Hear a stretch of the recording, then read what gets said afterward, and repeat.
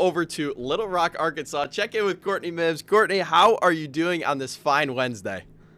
Well, we still got a lot of snow here, so it's hard to get around. People are just venturing out of their homes and getting out of the house. So many sports events have been canceled, but the Razorbacks, they'll play in anything. They will play. They will play. They said, we don't care. The LSU bus, when it came here last Saturday we were just covered in snow. The LSU bus holding some assistant coaches actually got stuck going back to Baton Rouge. Wow. Here, just stuck. They couldn't get through, and so it's kind of crazy. They played that game, but I'm shocked, honestly, because the weather here, it's been crazy. But you get more snow or ice? We got sleet, a lot of sleet. Okay. So snow, sleet mix is what happened, and so it's kind of been a little weird getting around here. But we're here, ready to talk some Arkansas basketball. And I feel like weird is a great way to put this game last night for Arkansas into terms, because I was watching it for a little bit, and I was like, man, they're really struggling with Oklahoma. And then I saw that they pulled out the 4-point win when they only hit 2 3-pointers. I mean, what was your big takeaway from the game?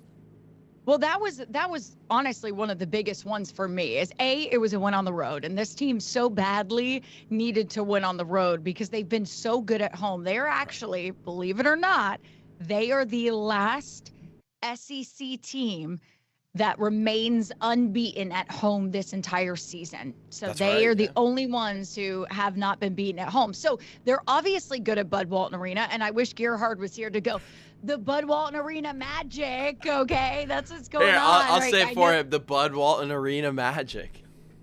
Good. I love it, Patrick. But the other thing, like you mentioned, was three-point shooting, right? They managed to come back from that deficit, right, without three-point shooting because they just had a horrific time from behind the arc. 2 of 17, like you mentioned. Just not a good night for them. And this is, believe it or not, because I feel like Arkansas fans have a love-hate relationship with shooters and three-point shooting, because so many times they've heard, they're going to be a good three-point shooting team, and then the team just isn't. And so this year, this team is very good. That's one of their strengths. And they went into this game top 20 in the nation in three-point shooting. And so you take that away from them, right? You take that strength away, and suddenly Arkansas goes, oh no, oh no, oh no, oh no. That's a key part of our offense. So to me, it was not only impressive to go to Oklahoma, where, by the way,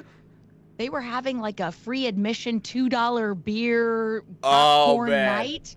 Oh man, that sounds electric. It was awesome. Apparently, it was one of the best atmospheres they've had this season. Oh, I'm sure. Because people did not care. They were like, we're coming out in the snow. We're coming out in the ice. We're going to go to this game. Need those $2 beers. Yeah, give me those $2 beers and popcorn. I'll take it. And free admission as well, which is awesome. But that goes to show that this was a better win that some people would realize. And I really don't think you can hate on Oklahoma at all. I mean, Nigel Pack he was going off. He was going off in that first half. And I was like, they're not going to beat him. They're not going to beat this guy. And so, to me, there were a couple of good things from that win. Yes, it's Oklahoma. Yes, this team is, 1-7 in the SEC, but they're still talented. They've been close, right? And last night, no different. They were close in beating Arkansas and taking down a top-ranked Arkansas team. And so, look, a lot of good things from that win. I know it was ugly, but you'd rather take an ugly win than a pretty loss, right? Right. And I mean, that goes to what I was about to ask you, because we had seen this Arkansas team when things don't go their way earlier in the season. I mean, you talk about the Auburn game, things did not go their way at all, and they ended up getting rolled over. How impressive actually was this win, just being able to, you come in, three-point shooting is one of your strong suits, but you don't have it tonight, but you still found a way to get the job done. Yeah, I love just the tenacity they had in the paint, right? Yeah. Because that is something that we've criticized this team for at different points in the season. It's the play of the bigs, right? It's not the guard play. We know Darius Acuff is good. We know Malik Thomas is good. We know DJ Wagner is good. They're fine. right? It's Right. when you talk about those bigs, Trevin Brazil showing up consistently night after night, Malik Ewan showing up consistently night after night, Nick Pringle, show up. I need you to show up, man. And so Need him to for show up. us, yeah, exactly. And so that really helped them in this game, right? When you had the performance that you did from the bigs, right? Malik Ewan adding 12 points in this one. I'm just looking at the stats. Nick Pringle did, 8 points, but still showed up, right? We're talking about we need it from everybody. And Trevin Brazil on the boards was fabulous for them in that game as well. But that's what you needed. Points in the paint. I look at that stat and I go, Arkansas beat Oklahoma 56-30 with points in the paint. And so to me, that shows, okay, they were a lot more aggressive in this one. They were more aggressive at getting to the bucket. Okay, you took away 3-point shooting, right? For what? And some of them were just some open looks that just weren't falling. Yeah. I mean, some of them it was just a bad shooting night, right? You're gonna have that. Yeah, You're gonna have that sometimes. But that's not working for you. Arkansas showed that they can. Okay, we can combat that. We're gonna beat you in a different way. And so to me, that was huge because I think Coach Cal was gonna turn around and go, yes. That's what we need. That's how we're going to be competitive going down the stretch. That's how we're going to be competitive when we hit tournament time. Yeah. You can't just go in knowing this is what we do well. Okay? Teams watch the tape. They're going to be well ready for you at that point. And some of these teams that you're going to match up with in March, you've already faced this season. Exactly. You've already faced off with some of the best teams in the nation. So they know what you're going to do. This showed me Arkansas can win in a different way. And I think Coach Cal as well went, all right, that was really, really good to see.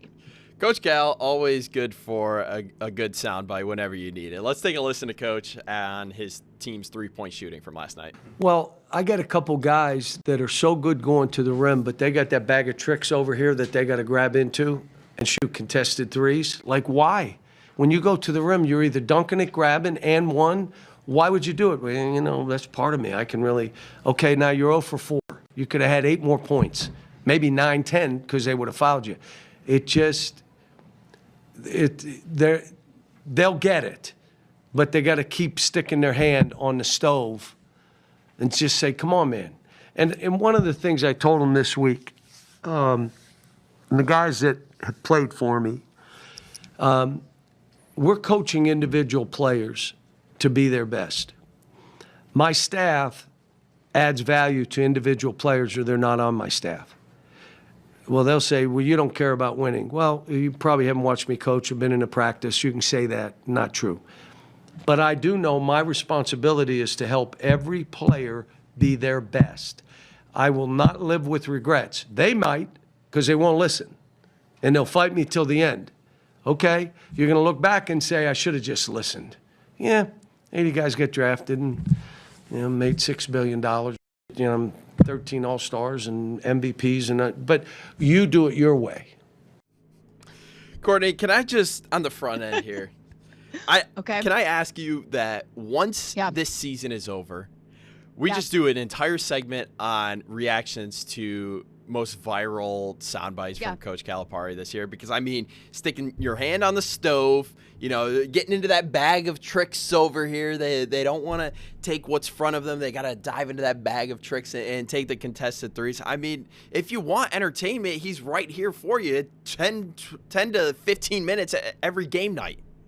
Oh, always. He always has a good soundbite. And you didn't play it, but I do want to bring this up because it is going viral, where he talks about Kentucky and he talks about the season they were having, because that's Arkansas's next game. So somebody in the press conference asked about Kentucky coming up, and he said, look, it won't be as emotional as last year, right? That was emotional, right? Going back to Rupp Arena. I was there for that.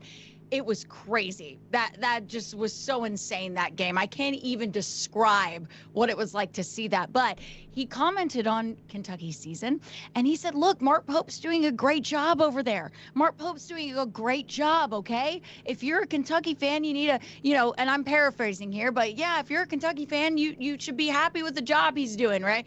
And Kentucky fans got a hold of that. And they said, is he trolling us? Is he trolling us? because we don't think Mark Pope is doing a good job right now. And I don't know if Calipari, again, I don't know. I can't comment on what he's looking at. I don't think he's looking at the scores of other games going into the press conference, but he might have taken a look at that score of Kentucky's game last night because, woo! Yeah.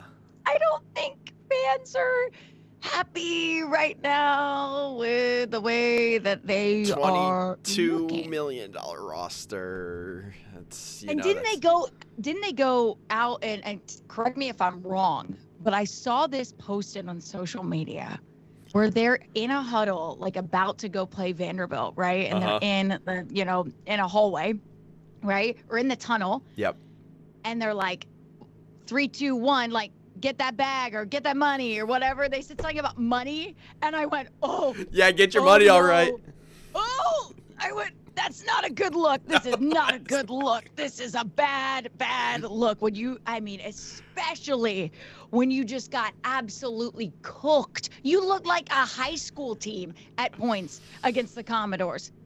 Yeah. I mean, isn't this a Kentucky team that really was supposed to be good and supposed to go into the season a lot better than they have? And I don't know. I feel for sending my thoughts and prayers to people in Kentucky right now. We've been talking about the whole, Kentucky-Arkansas trade and some of these other trades with Arkansas. Boogie Flan going over to Florida. He had one game after he cut his hair and changed his number. I think he should switch back to that number that he wore against Vanderbilt. Coach Calipari coming over from Kentucky. Kentucky's basically in shambles right now. I mean, who knows what in the world is going on up there.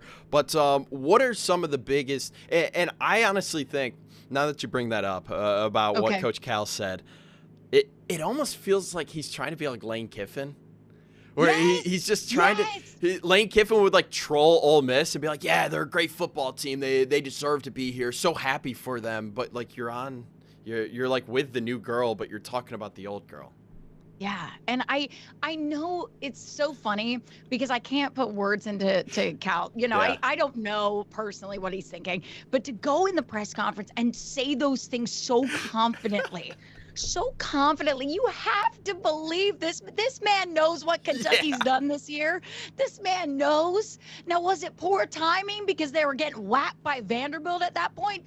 Yeah, probably poor timing, but he knows what they've done this season. He knows they haven't lived up to expectations. And you know what? If I'm Coach Cal, and I'm just going to say it here, Patrick, I'm going to put it out there. Floor's yours. If I'm Coach Cal, with the way they treated me, with the way they wanted me gone so bad, with the way they said, yeah, we're going to be better off without you, I'd be going, yeah, how's that working out for you? Yeah. How do you like me now? Yeah. How do you like me now? Oh, you said I couldn't make it past the first round of the tournament. Well, guess what? At Arkansas, we had a bad start in the SEC, and we still made it to the Sweet 16. You see, Matt? You see that? And you don't have to pay $22 million to do it. No, they didn't pay. I can tell you confidently, they did not pay $22 million for the roster they have right now. Oh, I believe it. I can tell you that confidently. So you're telling me that they're doing more and they paid less for it? Ooh. Spicy. I would be gloating. Yes. That's maybe bad. Maybe bad of me, but I'd throw in there a few little snide remarks, just a little, And also I love how he said it's not going to be as emotional as last year. And I said, well, yeah, it's not going to be as emotional as last year, but guess what? I know this game is a big one because you cannot get a ticket for it. Wow. You cannot get a ticket for this game. Wow. Yep. Or if you go on, let's go on SeatGeek and look at the average. It ain't cheap. It ain't cheap. Was it like a Cameron Indoor UNC Duke game where it's like $2,000? I bet I don't know if it's 2,000. I bet we could find one that's 2,000. I bet we could. Probably. Of insane people. But definitely a couple, you're definitely going to be spending $300, $400. Yeah. $500, right? Right. It's not going to be cheap. And two, I'll insider baseball right here. I know it's going to be big because the media, we can only have 2 people from every outlet. That's how many media members are coming to cover this matchup. Wow. And so usually I can have my full staff there if I want to, but not for this game. Not for this one. Not for this one. No, I'm limited to 2 people. So I'll be there because I want to see that game. I want to see what happens. I don't care if it's a blowout. I you just want to be there for what happens. Courtney, I know you're super busy, but real quick before we let you go, we need a crystal ball for this huge matchup. Okay. So I've been kind of right on my crystal balls. You've recently, been kind of right more often than you aren't. Right more often than I'm not. But I did say that the Vanderbilt game would be close. Yeah. With Arkansas, and that was not close. Not close. So I was wrong there. I didn't think this Oklahoma game would be as close as it was. So I'm wrong there, but I did think they would be wins for Arkansas. So there we go. But there's that. That's all that matters. That's all that matters. So I'm going to say crystal ball. Crystal ball. I truly think Arkansas has a lot of emotions around this game. I think they do. I think they do. And they won't say it, but I think they do. And I think they want to show, hey, look how good we are, right? Yeah. We can do this. And I think they're going to come out of the gate ready to punch him in the mouth. Now, do I think Kentucky can keep it competitive? Yes, I do. Yeah. I do think Kentucky can keep it competitive. There's a lot to say when your backs are against the wall, right? And there's emotion for them too. They know what happened. They know the dynamics. It doesn't matter if they played for Coach Cal or who they know what this game means. So they're going to be trying to win it as well. So could it be close? Absolutely. Do I think Arkansas will win? Put your money on Arkansas. Bud Walton Arena Magic. Boom. I don't think they lose this game. Right now. I don't. Put it. I'm going to do it right now. That's not legit betting advice, though. If you do not put your house on it, do not claim, any of those things. But I will say, I do think Arkansas. This is the one game where I think you have to. You have to win this one. You have to win this one. Have to. You have to. And I know the fan base would like to see this too. You kind of have to punch him in the mouth. Yeah. You really do. Especially after what Vanderbilt just did. And you punch Vanderbilt in the mouth. Exactly. So you better go out there and show that you're the best team in the SEC right now, right? Yeah. I mean, come on. You just They're have the to. best team. They're the best team in the SEC right now. I'll say that. They're if you look at the rankings, they're the highest ranked team. Yeah, exactly. So if you're the best team in the SEC, prove it. Go beat this Kentucky team that's having a bad season. Yeah. Go beat them. Go punch them in the mouth. Go send all those Kentucky fans back where they came from, crying or whatever. I don't know. I don't even know if they'll be crying because right now they're posting a lot of really nice things about Cal. So I think they're in what is it? The 5 stages of grief. 5 stages of grief. Like I think, what is it when you're like, oh, you're not angry anymore, but you're like acceptance? Yeah, acceptance. Is it acceptance? I guess it. Yeah. I guess it would be acceptance. Yeah. I don't know. But okay, well that was my my. Well, you all heard her. So take what you will with that advice if you are a betting person. Courtney seems to be right more often than she's wrong. Courtney, you are the best. We always love having you on the show. Take care. Stay warm, please, and have fun this weekend. I will. I'm going to have so much fun. If you guys follow me on social media, have some fun with me. Yes. Patrick knows this. Have some fun with me. Let me know what you think about this game, and I'll take a selfie in the arena. I'll be giving you the boots on the ground coverage. Boots on the ground coverage. We love it. If anybody wants it. Courtney, you're the best. Thank you. Thanks, guys. Always enjoy coming on the show.